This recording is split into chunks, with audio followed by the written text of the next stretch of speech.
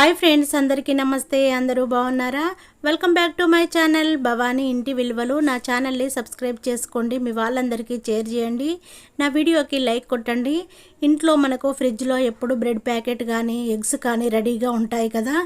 నేను ఎగ్స్తోని ఈరోజు బ్రేక్ఫాస్ట్ని రెడీ చేసి చూపిస్తున్నాను. చూడండి, ఒక బౌల్ తీసుకొని అందులో ఎగ్స్ని బ్రేక్ చేసి వేసేసుకోవాలి. 1 స్పూన్ వరకు చిల్లీ పౌడర్, 1/2 స్పూన్ వరకు సాల్టు, 1/2 స్పూన్ వరకు పసుపు, 1 స్పూన్ వరకు గార్లిక్ పేస్ట్ని వేసేసుకొని ఎగ్గును మొత్తము బీట్ చేసుకోవాలి. చూపిస్తున్నాను చూడండి, మొత్తము మిక్స్ అయ్యేంత వరకు బీట్ చేసుకోవాలి.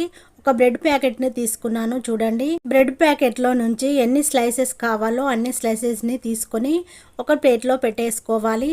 స్టవ్ వెలిగించుకొని ప్యాన్ పెట్టేసుకోవాలి. 2 స్పూన్ల వరకు ఆయిల్ని వేసేసుకోవాలి.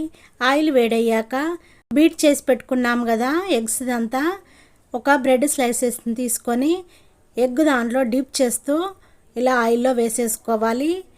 ఒక్కొక్క దాన్ని టర్న్ చేస్తూ మంచిగా రెడ్గా కాలనివ్వాలి.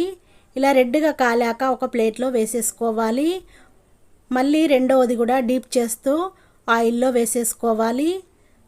అన్నిటినీ ఇలాగే డిప్ చేసుకుంటూ ఆయిల్లో వేసేసుకొని గోల్డెన్ కలర్ వచ్చేంత వరకు రెడ్గా ఫ్రై చేసుకొని ప్లేట్లో వేసేసుకోవాలి.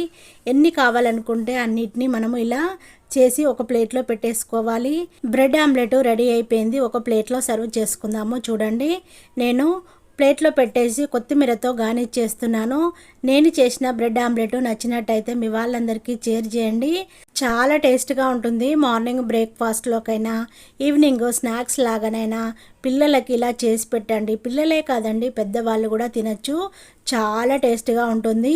ఒక్కసారి చేసుకొని తినండి, మళ్ళీ మళ్ళీ చేసుకుంటారు, అంత టేస్ట్గా ఉంటుంది. నేను చేసిన బ్రెడ్ ఆమ్లెట్ వీడియో నచ్చినట్టయితే మీ వాళ్ళందరికీ షేర్ చేయండి. నా ఛానల్ని ఫాలో అవ్వండి. Thank you for watching. నేను మీ భవానీ.